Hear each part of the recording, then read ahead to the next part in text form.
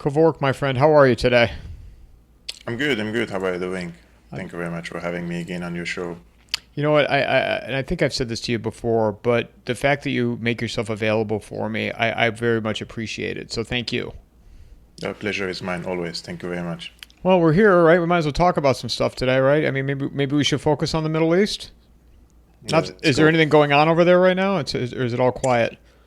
The thing is with the Middle East is always something is going on, and to the extent that when ballistic missiles and hypersonic missiles are in the skies, you could see with your bare eyes the missiles falling somewhere, and the people continue their lives as if nothing is happening. And you see people in the cafeteria smoking shishas.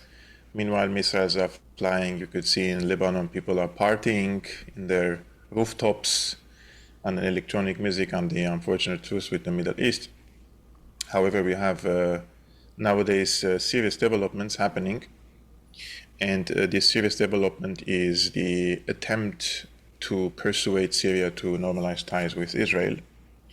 And this comes in the same package of Lebanon normalizing ties with Israel. Now, people need to know under the previous administration in Syria, under the Assad government, they have not recognized Israel as a legitimate political entity. And in the diplomatic and political corridors or in their literature, they always use the term Zionist entity, which means they don't recognize the legitimacy of the state of Israel. After the regime change, this current regime in Damascus, led by Golani, they have already recognized Israel as a political entity. They don't call it a Zionist entity. In the contrary, in their official statements and cables and official outlets, they call it the state of Israel.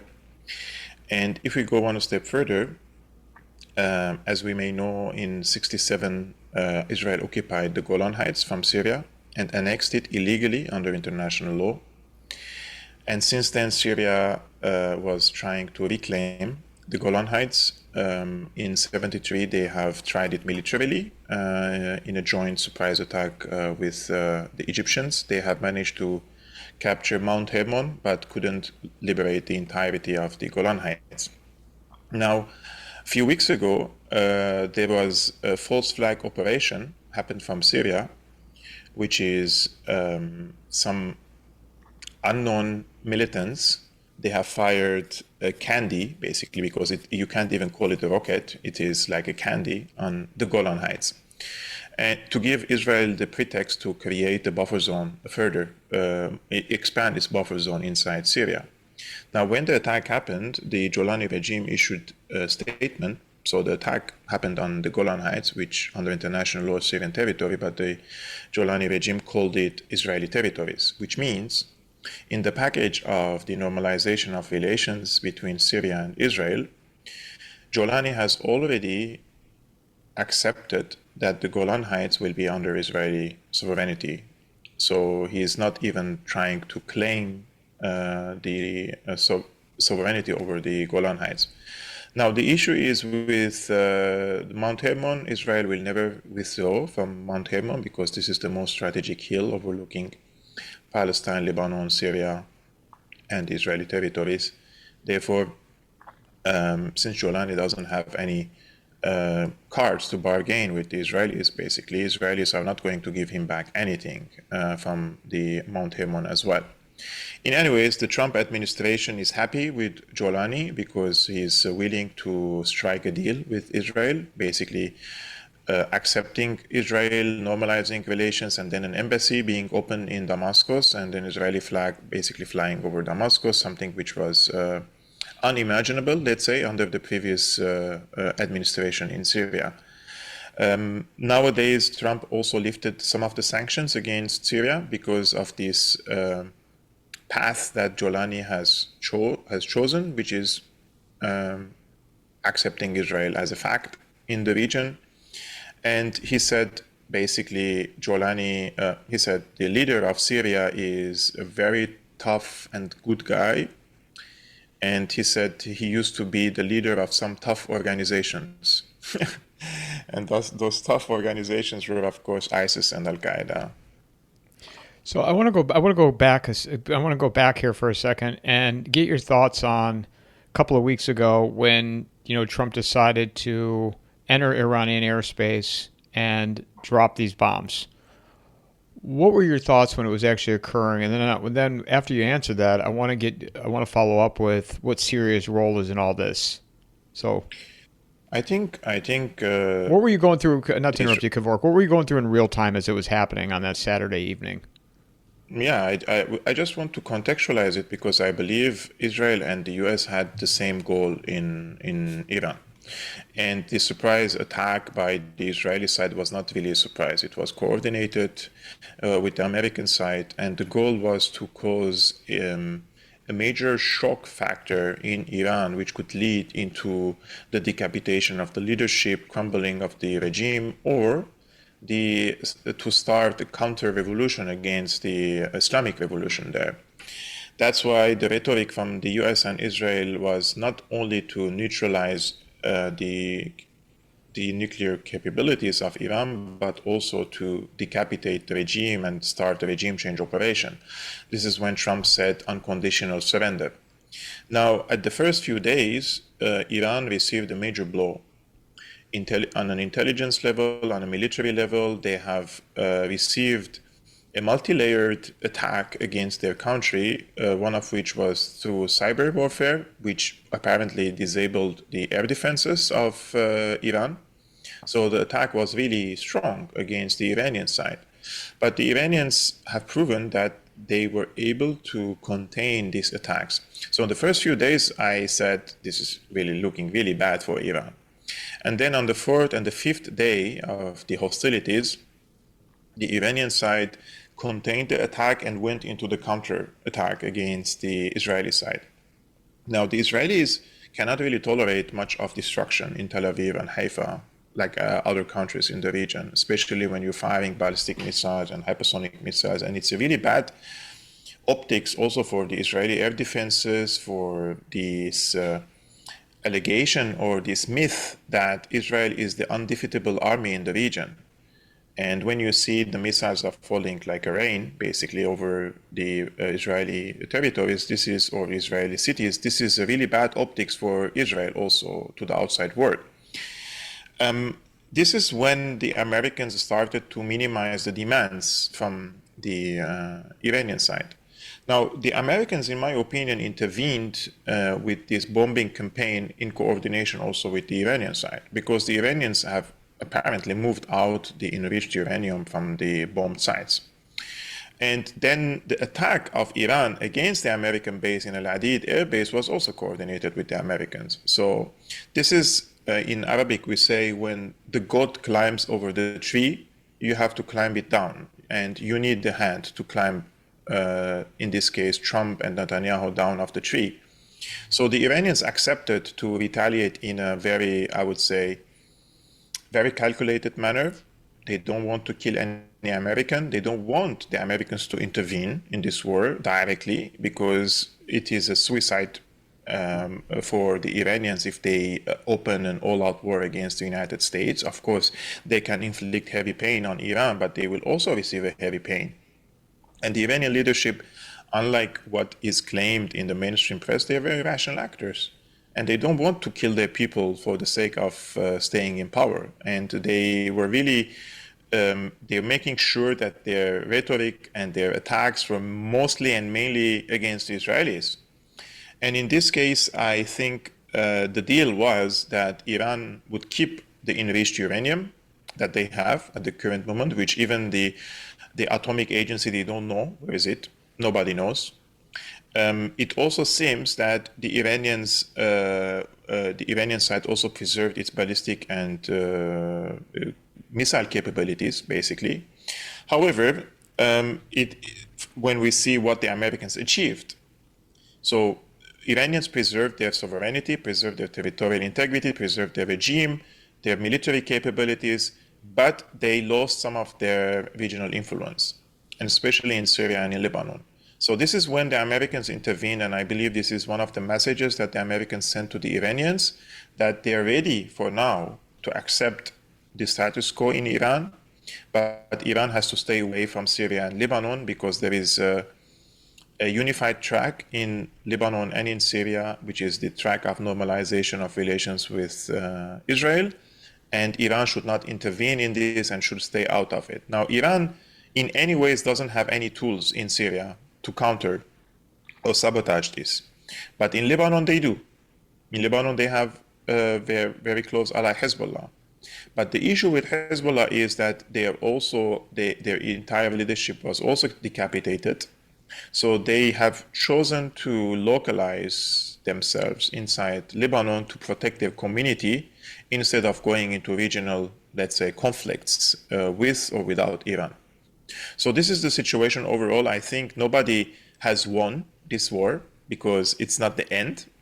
And I believe that this is just a period for the Israelis and the Americans to prepare better, especially on the intelligence level, because it seems that the infiltrations were really on a top level inside Iran. Unlike Iranians, they were not able to strike the Israelis on the intelligence level in the same way.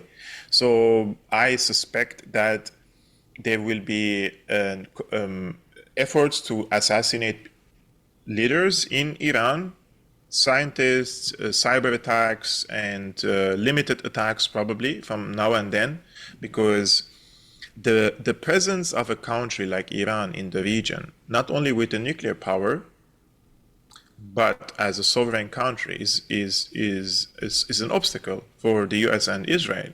We are living in an era which they call the post-sovereign world order.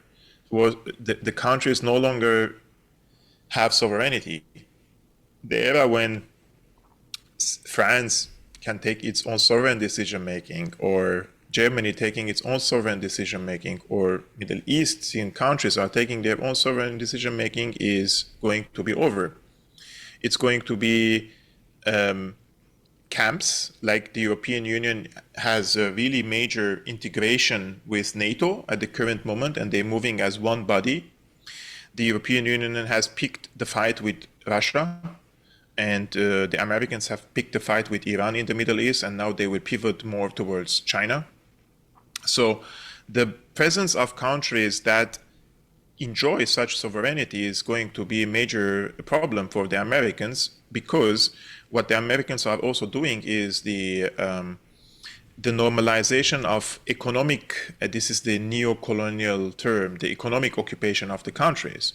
Like once you open your market, like what's happening now in Syria, it's not about just regime change and geopolitics, it's also about the resources of this country, the ports, the airports, the highways, the energy, fuel, gas, so many projects, telecommunication, etc. Like imagine, I will just give you an example. The Americans demanded from the Golani regime not to allow any Chinese telecommunication companies to invest in Syria. Why would that be a problem for the Americans? Syria should be a sovereign country, right? But that's not the case.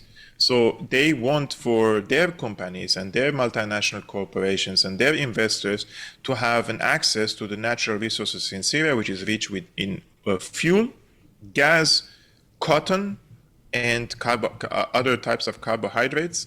It has a very vital port in Latakia and Tartus, airports and everything. So this is what they want, to open these economies to the investors. And in Iran, this is all closed for them. And Iran is a very big country, 92 million people. Imagine you open Iran into foreign investors and foreign investments. It's a major place for the fuel they are selling to China. Is were it not for China, I mean, Iran would bankrupt. It's only China who is buying most of the oil nowadays from Iran. So they're trying to open this market, to capture it, to conquer it, but also to hit China. Because once they control Iran, they could limit the oil deliveries to China, or they could sell it for higher prices. So it is multi-layered. And so this is not the end, definitely not the end. There's going to be phase 2, probably phase 3 in the future. When? Nobody knows that when it's coming, but it's definitely coming. This episode is brought to you by McIlvaney Financial Group. Their advisors bring a depth of knowledge and experience that allow them to serve their clientele with care, ensuring their financial needs are met now and in the future. Personally, I'm not saying cash is worthless, but you can see what's happening. It's worth less every year. Gold is the opposite. Click on the promo link in the show notes or go to www.mcilvaney.com/coffeeandamike. So let me ask you a question, and I don't mean to sound ignorant with this. Was the long-term play then to get rid of Assad so we could come to this moment that we're at right now where the United States could insert Golani, and I always forget what his new name is, but that way they can have control of that airspace and remove it from Russia to be able to shoot, some of these missiles from Iran down? I mean, was that what they were going for to get rid of Assad? Definitely, that's one of the factors. But let's see.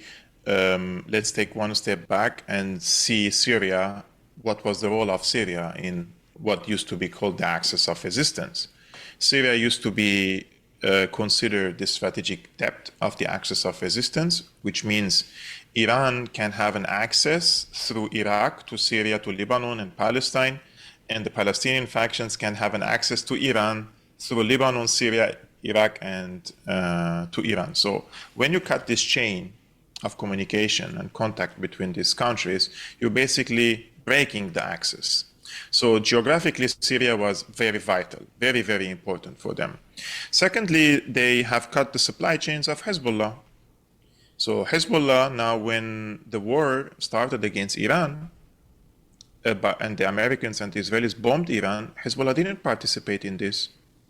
Although, I would argue, if Assad was present and the supply chains were open and they enjoyed the strategic depth with thanks to Syria with Iran, then they would have participated in this war as well. So this was a win-win for the Americans, for the Israelis to remove Assad from power. Now, the last factor that you mentioned, which is of high importance, and this is why the moment Assad was ousted, and I no longer want to use the term fled, because now we are receiving new information that he probably didn't want to flee, but that's of a different topic. So when he was ousted, touch on that, Kevork? Can you touch on that for a second? Because I'm curious on that. Yeah, I will come back to that. But when he was ousted, what Israel did the second day, they have carried out hundreds of airstrikes against the Syrian army positions, destroyed the strategic weaponry, deterrent weapons, and the air defenses completely, and the air force. So Syria has become castrated completely. They no longer have any capacity to resist. So this was one of the reasons why they did it, because now the Israelis can fly in the Syrian airspace and go all the way to the Iraqi border, to the north of Iraq, to the region of Kurdistan, and they could bomb Iran. So this was a major blow for Iran. The regime change in Syria was a major blow for Iran. The player which lost the most from the regime change operation in Syria was Iran. Afterwards comes Russia. Now, Russia looks more flexible, it seems, with the Golani regime, unlike Iran. And I would argue and say that when the regional countries such as Turkey, Qatar, Saudi Arabia were meeting in Doha, and Lavrov joined this meeting, this was 2 days before the regime change happened, it seems that there was a regional deal that they have presented to Russia to not support Assad to the extent which keeps him in power. Because the evidence for it is that the Russian Air Force didn't participate at the beginning, and then when they participated, they didn't really obliterate the convoys of Golani, and these convoys were basically driving on the highway, which is an open airspace, from Aleppo to Damascus, 400 and 500 kilometers. They could have hunted them like rabbits if they wanted to. So they allowed them to move. And the other question is, where was the Syrian army air force? Syria has its own air force, so that also means that there was an ongoing coup inside the Syrian army, which led to the inaction of the Syrian Army Air Force. Otherwise, it doesn't make any sense, because Assad was the head of the military, and he could give orders. But this inaction gives you the glimpse and more context and why the Air Force of Russia didn't intervene and why the Syrian Air Force didn't intervene. And when Aleppo fell and Assad was in Moscow, do we really know that he met with Putin? Or Putin didn't receive him? We don't know the answer to this question. And the other thing is, which is the most important question, on the 8th of December, when they said Assad fled the country, do we really know that he fled the country or he was forced to flee the country? Because what we know for sure, that the military attaché of the Russian embassy, he was in the presidential palace on that night, and he convinced Assad to fly to Latakia from Damascus and to lead the military operations from Latakia. And once he went to Latakia, next we know that that he fled, or he flew, let's say he departed in a different airplane, and then somebody turned off the satellite, because we were able to track the plane of Assad for 30 minutes, and then somebody switched off the satellite so that we cannot detect. So there is the question, did he choose to leave or somebody forced him to leave? Because there are so many people nowadays say that they have met with his bodyguards, people who used to work for him in the palace, and the people say that he was forced to leave to Moscow. If that is the case, then it was definitely Russia who forced him to leave. There is no other power which can force him to leave, because it makes no sense. He was preparing a speech, and his speech was ready to be recorded and send it to the Syrian people, and he didn't do it. All of a sudden, this was cancelled. His son, Hafiz, he posted a photo of himself on his private Instagram account in the afternoon before the regime change happened, and said, we're staying, we're going to fight. And then at night you flee. I have been following the rise of Assad Bashar for a long time, and I've been following his speeches and interviews, and I mean the way he carried out the military operations against these terrorists. He doesn't look to me that he's a guy who would flee like this. He's not a coward, you know. So there's definitely a different factor in this that led him to depart Syria. And if Russia has a hand in this and they forced him to leave, then the entire narrative changes. Entire narrative changes about the Syrian war.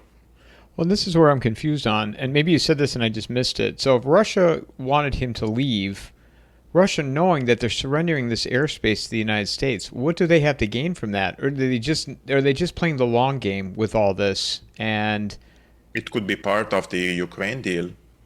They could be. How many times the Russians were fooled by the US? Minsk 1, Minsk 2, and now the negotiations happening, and then they carried out an attack against the strategic bombers of Russia. Russia always engaged with the talks and negotiations with the Americans with good faith, and then they were backstabbed so many times. I'm talking about the American administrations, of course. So in this case, if this was part of a bigger grand compromise, which includes Ukraine, then I think the Russians were duped, because what happened is basically the Americans have forced the Europeans now to carry the burden of the war against Russia in Europe. Something that nobody wants here. Nobody wants to fight against Russia, except these paid talking heads and people who work for think tanks and with invested interest. You know, people with invested interest want war with Russia. Are you clicking a pen or something, Kevork? Are you clicking a pen or something? Do I hear a noise? Are you clicking? No. Oh, okay. I thought I heard a pen, like a popping a pen. I don't have a pen in the head, Oh, but this is the thing with Russia. It could be part of the grand compromise with Ukraine that they believed, because Ukraine for them is not only strategic, it's existential, and they would prefer having Ukraine in their pocket and extend their influence over Europe over having the Middle East. For Russia, without Ukraine, Russia is an under-regional power without Ukraine. And with Ukraine, they can project their geopolitical might on Europe. Therefore, if I'm just saying, this is just a theory nowadays, if this was part of a grand deal that includes Russian conquest or acceptance of the territories they occupied in Ukraine, I think it's a very, very bad decision from the Russians. Just like they made a horrible decision in Armenia. This is the problem with the Russian foreign policy, and that is they don't take the initiative. The Americans take initiatives. Americans have NGOs, Americans have media outlets, Americans have intelligence assets, Americans have their people in the Armenian military, for example, and they've been training the Armenian police, and they're orchestrating color revolutions to bring a pro-American geopolitical environment in the Southern Caucasus, just like other places. But Russia keeps watching these developments, which is very easy to predict that this is going to happen. Like you cannot start a color revolution in a country in a matter of weeks. It takes years to prepare the ground for a color revolution. And during these years, the Russian side is always engaged in reactions against these actions. They don't have, so any empire has a strong economy, strong military, and the cultural factor which they can also project their values and culture on the world. Russia, after the Soviet Union, it had a bad reputation in Eastern European countries, especially among the younger people. And the Americans invested in this and created a generation which doesn't like Russia. And they prefer the EU over Russia. So you have a new generation growing, and they become politicians, like the generation of Pashinyan and the people who are with him, who are reorienting the geopolitical posture of Armenia from being an ally of Russia into an anti-Russian satellite. yeah, I saw you. So in this case, Oh, sorry. I thought you were done. Go ahead. no, so this is what I'm saying. The Russians made horrible mistakes harming themselves first. Like, for example, when the Nagorno-Karabakh war in 2020. Yes, the Russian peacekeeping forces didn't have any mandate to fight against the Azeris, but they were perfectly capable of drawing red lines in this conflict, and that is ethnic cleansing of the Armenians should be a red line. You could technically occupy this territory, but you should preserve the presence of the Armenians there, 120,000. And once the Nagorno-Karabakh was gone, and these villages were all filled with Azeris, this was not only a blow to Russia, but also a blow to Iran. Now the Azeris have built 3 air bases in the recently occupied territories from the Armenians. So this is on the northern borders with Iran. Why do they need these 3 air bases? They are directed against Iran. And similarly, by allowing this Azeri expansion, you are also, by extension, allowing Israeli expansion in this area, because Azerbaijan and Israel are strategic partners. The 60% of Azeri weapons come from Israel. 40% of Israel's gas comes from Azerbaijan. They are in the same bed in many of these files. Mossad operatives use Azerbaijan as an advanced territory to spy and wage operations inside Iran. So both Iran and Russia lost immensely. And I still remember when the war was ongoing in 2020, in Nagorno-Karabakh, Iranian officials were saying, we recognize that this territory is an Azeri territory. So what were they doing? They were shooting their own feet. Now they claim that some of the drones Israeli drones came from Azerbaijan. So those are horrible mistakes. Like when I speak about them, international relations, my friend, you know better than me. There is no rules. There are no rules. It's not rules-based international order. It's the rule of the powerful. But the Iranians and the Russians are playing with the rules. Like they're abiding by the rules, which are designed to harm them to begin with, because the other side is not even respecting these rules. So if under international law, Nagorno-Karabakh is considered Azeri territory, if that is the criteria, then 50% of historic Palestine is also considered Israeli territories under international law, which is acknowledged by the UN. But Iran doesn't recognize that. Why? Because they feel and they see that this is what happened is unjust for the Palestinians. They were driven away from their homes. And this is a similar thing in Nagorno-Karabakh, because in 1923, Nagorno-Karabakh region was gifted by Stalin to newly formed a socialist Azerbaijani Republic, because after World War I, they wanted to appease the Turkic nations and bring them on their side. So in the process of appeasing the Turkic nations, they have gifted Nagorno-Karabakh to the newly formed Azerbaijan, just like the Brits brought the Jewish refugees from all around the world into Palestine, and they have given them this territory. So what is the difference between them, basically? But when it came to the Armenians, unfortunately, the Iranians didn't stand with the Armenians, but they should have had done that for their own sake first. Just like the Russians didn't save Syria for their own sake first. They had the power and the capacity to at least slow down the movement of Golani to Damascus, and they could have mobilized the Syrian forces to at least defend from Homs and onward, from the central Syria to the north. You could have kept what is important for you and push back. It was a possibility, but they didn't do it. What are your thoughts then on, what do you think of Putin now? As you've discussed, challenges and mistakes that they've made. What do you think about him? Yeah. I mean, at the end of the day, Putin is representing the Russian interests. And if he believed that giving up on Syria would somehow serve Russian interests, he is horribly mistaken, because Syria was their foothold in the entire Middle East and in the eastern shore of the Mediterranean.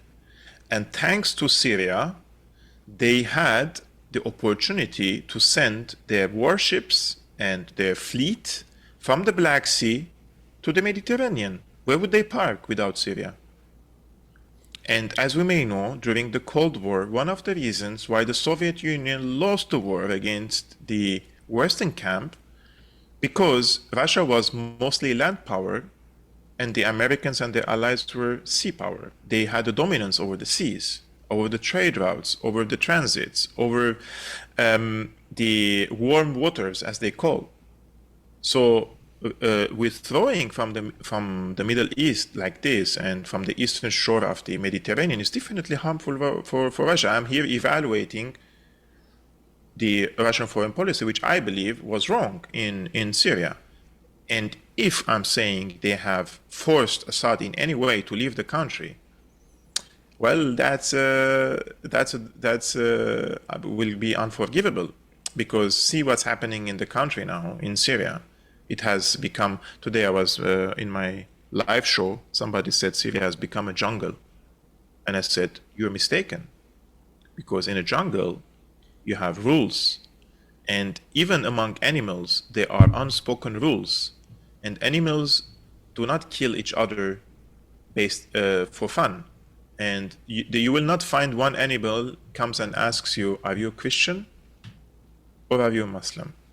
Are you a Sunni or are you an Alawite? And based on that, they're not going to kill you. It's based on hunger and survival. So there are better rules in the jungle. So what has been unfolded in Syria after the regime change is the worst case scenario for the Syrian people first, for Russia, for Iran, for anyone who used to preach about multipolarity.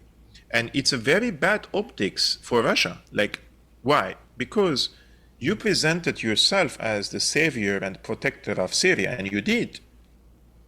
Every Syrian with minimum patriotism was grateful for Russia to intervene and destroy the backbone of these terrorists in Syria, for starting from 2015. And once you present yourself as a protector of Syria against the US imperialism, and you withdraw from Syria this way, then what type of message you're sending for the rest of the world who would seek the protection of Russia in the context of multipolarity? That's a horrible optics you're giving to the outside world. So the Americans, you see how they come for Israel. And Syria is not like Israel for Russia, I totally understand that. But I was asking for the bare minimum from the Russians to commit to the commitments that they have set for themselves in Syria. So we will see in the future, but Syria has become a place where the upper hand is for Turkey and for Israel. Those are the two countries that are going to slice the Syrian cake. Americans will withdraw sooner or later. They will have their corporations, they will make their money, but they don't need to have boots on the ground, forces, and big investment in the country in terms of the military and security. They already handed the country over to their allies. Turkey can manage this in the areas controlled by Golani in cooperation with Saudi Arabia, and the Israelis have the upper hand in the south of the country. So Syria as a nation is gone. It doesn't exist as a nation any longer. It's just a fragile, it's a ghost to its past, you know. And this is something for me as a Syrian. Of course, I will be very critical for the people who, unfortunately, participated in this outcome. There was definitely a better outcome than this. Better outcome if you want to replace Assad. At least, I'm saying, you have people who are from the civilian opposition of Assad, right? Why would you bring someone like Golani, like the leader of Al-Qaeda? What kind of consensus is this to bring someone like Golani to lead a country like Syria? And then his loyalists, they bombed the San Michel Church in Damascus. One of the perpetrators of the terrorist attack against the San Elias Church, which is a Greek Orthodox church in Damascus, was from the Golani's own general security. He was an 18 years old boy from Idlib who was part of the government forces. And everybody saw him walking into the church, and some people tried to stop him wearing a suicide vest. And he blew himself up in a church. And now the Christians are also under attack in Syria. So already 90% of them left the country. So they're going to ethnically cleanse all the Christians from the country. Is that really the outcome that we need? I don't think so. So now what happens with Golani? Because you and I spoke a few months ago, and you didn't think that eventually they'll dispose of him. Do you see now him staying in power for the foreseeable future? So we're receiving contradictory reports about this case. One theory is Golani is here to stay for a long time, and he is already building a deep state in the country with the help of the Qataris and the Turks. And I lean to the scenario that if Golani strikes a deal with the Israelis this year, because they are really pushing it now for in 2025, then he could stay for a decade or two, yes. But if I'm saying there is another theory, that is there are elements in the region and even in the United States unhappy with Al Qaeda taking over the country. So there was an attempt to kill him, for example, 2 weeks ago, outside the presidential palace. And one of the senior intelligence officers was assassinated in Damascus, belonging to Golani. He belongs to Golani. So it is possible, any scenario is possible, because Golani doesn't have an army to protect himself. He has the militia. And many people in his militia, he promised them to go to Jerusalem after Damascus. This is what he said. He said, we will liberate Damascus and then we will go to Jerusalem. And he arrived to power, and now he wants to normalize ties with Israel. For his base, at least, this is something that they cannot swallow. So he could also be targeted by them. My prediction is he's here to stay. Now, after this, that Trump is lifting the sanctions, and so there's so many developments happened since we spoke, and I back then leaned to the possibility that there's going to be balkanization and dividing the country. But now they're handing over the country to him completely. That's the worst case scenario for every Syrian, because he wants to normalize ties with Israel. That's the only thing they want from him. Normalize ties with Israel, kick out the Palestinian factions from Syria, join our fight against Hezbollah, and give citizenship to the foreign fighters so they stay in the country. They're not asking for elections or parliament or democracy or human rights or respect minority rights. This week alone, Reuters published 3 investigations about the direct role of the Golani himself and his defense minister and the intelligence and all the people around him in the massacres which killed 1,500 Alawites in 3 days in the coastal cities in March. And today we have another report by the Spectator .uk. This is a British one, and they're documenting the organized kidnapping of Alawite women and using them as sex slaves by the Golani thugs. And then Trump comes and says he's lifting the sanctions, but he will evaluate the behavior of the Golani regime based on the demands and the diktats that he submitted to Golani. And none of these diktats and demands include human rights or democracy or respect for minority or women, etc. No, they're all related to Israel and the fight against Iran, the fight against Hezbollah, and the fight against the Palestinian people. And Golani accepted them all of them. And I don't think people realize, I know you've talked about this a lot, but Golani had a $10 million bounty on his head from the United States. Mm-hmm. And now there is no longer a bounty over his head. And this is a point we discussed offline before this conversation. I watched and read with great fascination the meltdown over, what's his name? The guy who could become the mayor of New York. I can never pronounce it, but I'm going to look it up while we're Mamadani or something. Yeah, it's Mamdani. So where is he from, Mamdani? Which country is he from? I believe he is from India. So he's a Muslim Shia, basically, from India. Yeah, I'm looking it up right now really quick while we're chatting. Zoran Mamdani. He was born in Uganda, excuse me. Mm-hmm. But he's Indian, right? Yes, he's an Indian-born Ugandan. This is what AI gives me. Indian-born Ugandan Marxist scholar. He moved to New York City with his family at the age of 7 and became a naturalized American citizen in 2018. Yeah. And so let's put this into perspective. This Mamdani guy, he's an Indian Muslim Shia.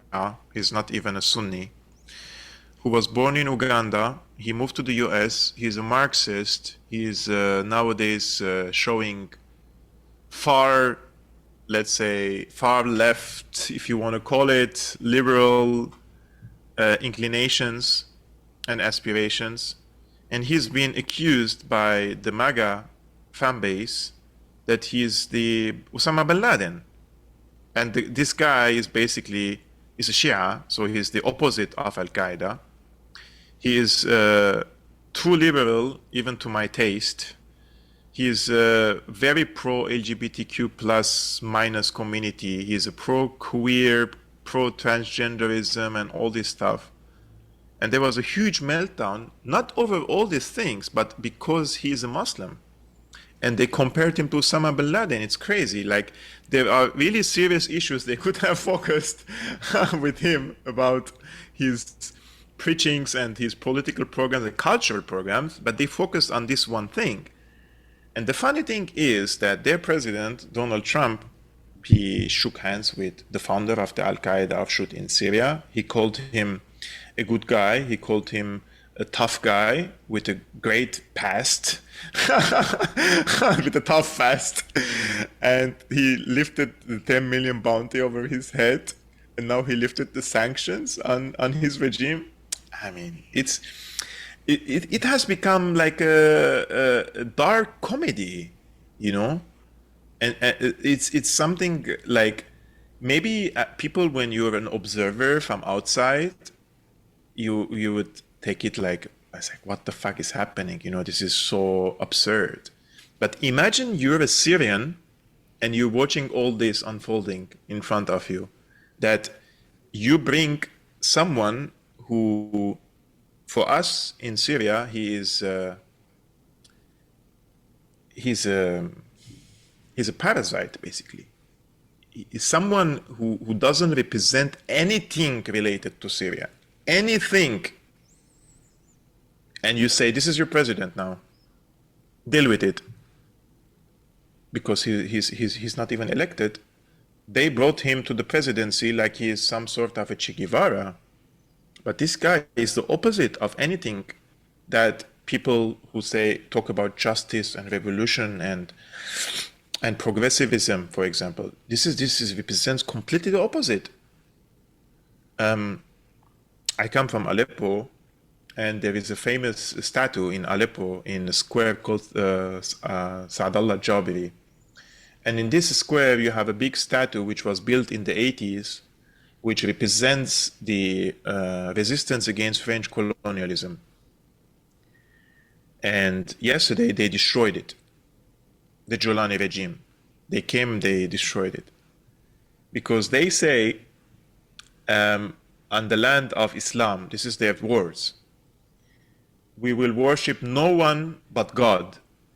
And these statues all are for apostates, for those who don't believe that there is only one God. So they have destroyed the statue that represents anti-colonial. It has an anti-colonial past and history behind it, because they think in their small brains that this statue, people will go and worship this statue. Now, you probably are shocked, but this is the reality for the Syrians now every day. So what kind of backward ideology is this that they're normalizing in the region? Yesterday, I posted this on my X account. I was in a regional train in Germany, and I had only like one station. After one station, I have to move out anyways. But then there was a guy who saw me. He came very excited. He wants to shake hands with me. And he said, aren't you Syriana, the guy of Syrian analysis? I said, yeah. He said, I follow you from 2017. I like what you do. I salute you, blah, blah, blah. And he speaks like very good English. I said, where you come from? And he said, from Afghanistan.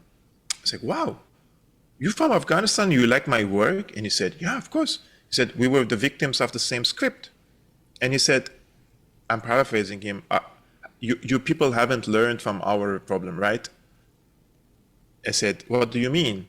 He said, once you normalize radicalization in a society, it becomes the new normal. It becomes the norm. You cannot fix that. It takes a century probably to fix that.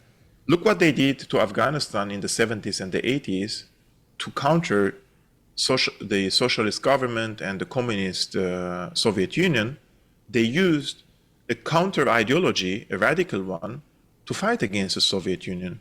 And they copied that in Syria. But in Afghanistan, after 50 years of this war,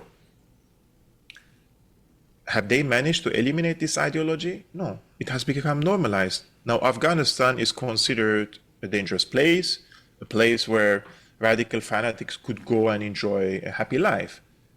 And so don't underestimate, and people should not think that this is something temporary, and probably in 10 years, the Syrian people may wake up to this bitter fact, because people are programmable animals. And I don't mean in a derogatory way. We are programmable. And we open our eyes, we don't belong to culture, religion, ideology. We are all groomed and indoctrinated by our family, by our schools, by our governments, by our press. That's why we have different people all around the world. We're not like each other. So imagine you were born 10 years ago in Syria, or 20 years ago in Syria, and you grew up in this environment, and then you have a government like Golani is now teaching you in school, in kindergarten, in universities. What kind of generation do you think will grow up in Syria? And how can we counter that? It's impossible. It's going to be, this is why I say this is the end of Syria as we know it, because now we have a different political and historical path which Syria is now walking through, and this is definitely the worst of the worst of the worst passes that we unfortunately are found ourselves on it or in it. Myself, I don't belong to this. I cannot really, you could say, yeah, you're a Syrian, yes, but not this Syria that we have now. I don't belong to this version of Syria. What would happen if you say you're a resident of the country and you speak out against the government? You go to Damascus and protest.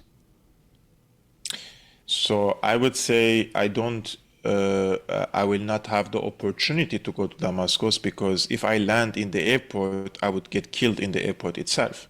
They would know immediately if you landed? They will not only know me, they know me very, very well. And oh no, I know they know you, but they would know the second you land. They would be yes. aware. Yeah. Yes. But what if you're a resident of the country, though? And in any ways,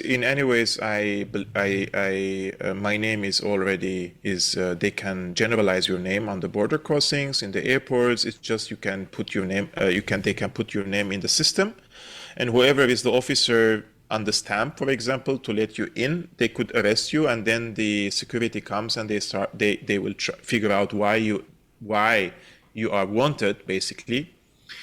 And this is something like many people around Golani, we've had very long, heated, let's say, times online.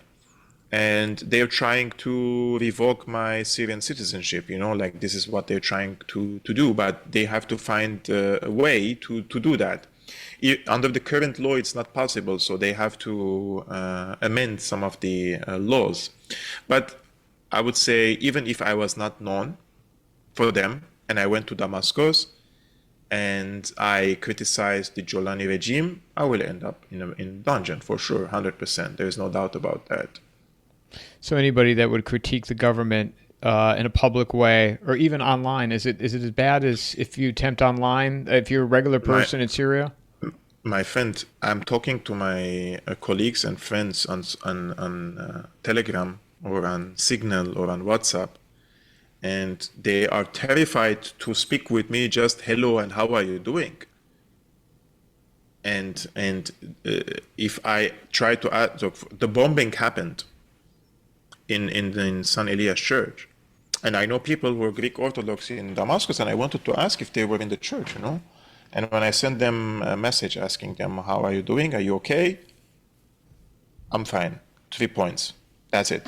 Don't ask more, everybody is terrified. Imagine, I will give you an example. The restaurants in Damascus, Aleppo, everywhere. So we had this freedom in Syria that in the restaurants, you could have a music, you could have a singer, you could even bring a belly dancer, if you like, or just be a normal one, don't bring any of this, no music.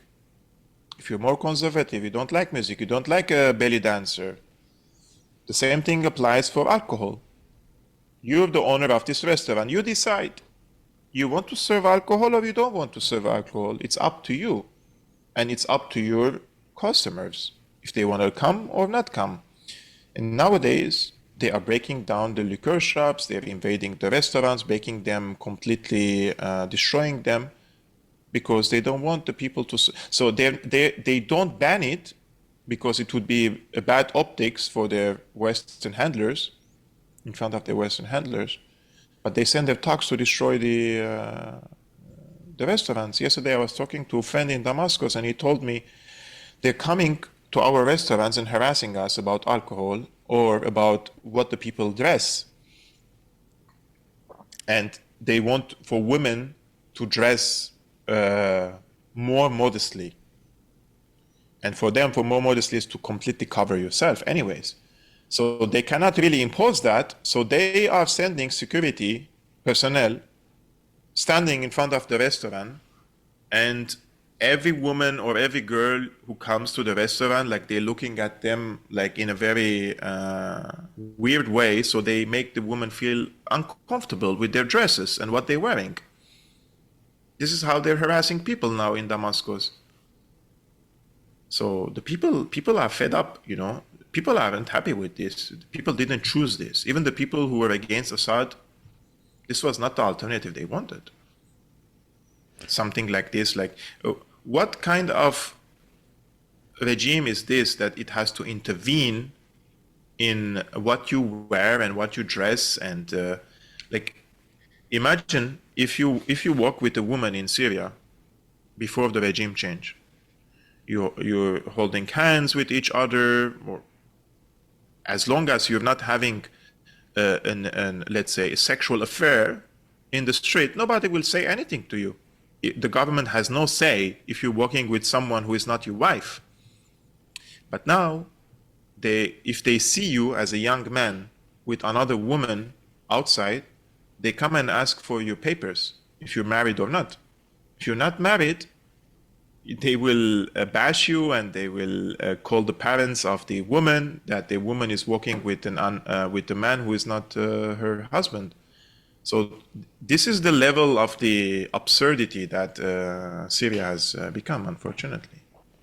I know I'm running out of time here with you, but I do want to ask you one more question. What do you think the future of Israel is with all this? Well, my friend, many people don't like my answer about this. I see Israel and the United States emerged victorious in West Asia. In the October 7 and everything that followed after October 7, it was major blow to the opponents of Israel and the United States, to the extent that the Iranians are now back to their home. Iran is now happy for preserving its own national interest, which I understand. But Iran had a big project in the region. For 40 years, they have been building for this war against the US and Israel. And the Israelis have committed the most heinous crime in the 21st century in Gaza Strip, and everybody let them do it. Nobody stopped them. Even Iran didn't say this is a red line, genocide is a red line, or ethnic cleansing is a red line. Hezbollah was the player which participated the most in support of the Palestinians, and they paid a huge price for it. Huge. And the Syrians lost their country. So you have a region now completely under American-Israeli dominance. Of course, they are playing chess with the Turks and the Saudis, but overall, it doesn't look good at all for the players who wanted to counter the hegemony of the US and Israel in the region. And Israel, of course, Israel Many people argue that they could collapse in the future with the shift of the balance of power, and I agree with that, because Israel as a country depends solely on the US. Without the US support, Israel cannot survive in the region. There is no way for Israel to manufacture and build all its weapons and ammunition and continue repelling missile attacks from Iran, for example, let alone if there was an axis of resistance against them. It was the US direct support for Israel which kept it the way it is now. But in the future, if things change and the balance of power shifts in favor of other powers, then Israel, of course, will pay a huge price, because you cannot be highly reliant and dependent on another country and expect that if the winds start the tide change, for example, that you would not lose. No, of course, Israelis will lose a lot. But will that day come in our lifetime? That's the question that I ask, because I thought that when the strategic conflict started after October 7 in the region, that this was an opportunity for the axis of resistance to at least balance the power in the region. But what happened is Iran, I'm not blaming them at all, but Iran wanted to lead from the back, not from the front.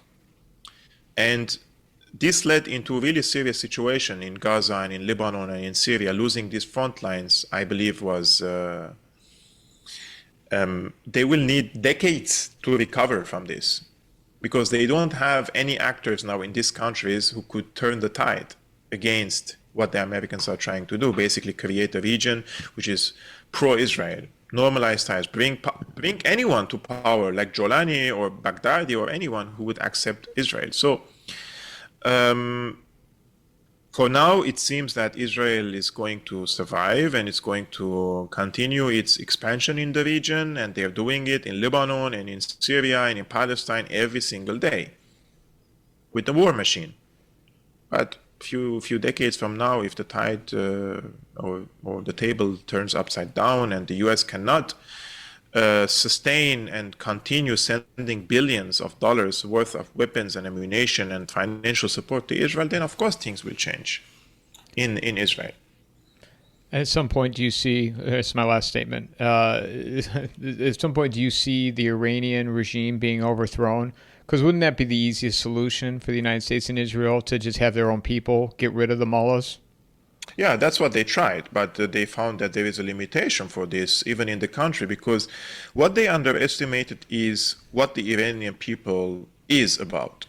Now, the Syrian people, it's a new construct. After World War II, French mandate withdraws, and after World War I, they have drawn the maps, and they said this is Syria, this is Lebanon, this is Iraq, and this is Palestine. But Iran has been an empire. Iran has a very long history in the region, and what surprised me, I would say, because I was surprised to see many Iranians inside and outside Iran, even though they are not part of the Islamic revolution and they don't believe in having an Islamic regime there, but they said we don't want to support Israel against our country. That's not the right thing to do. And I think the people inside Iran, they were also, this has brought the country more together, and this has uplifted what they call the hardliners in the country, on the expense of what they call the moderates. The moderates after Raisi was killed, or the helicopter crash, they have done a coup basically in Iran. I would not believe for a second, not even for a second, if Raisi was in power, Iran would not have abandoned Syria this way. Never. This was the investment of the hardliners, or between quotation hardliners, and IRGC in Syria, and they have spent money and blood in the country, and then this has changed very rapidly and in a very fast pace when the moderates came to power, when the regime change were restarted in the country.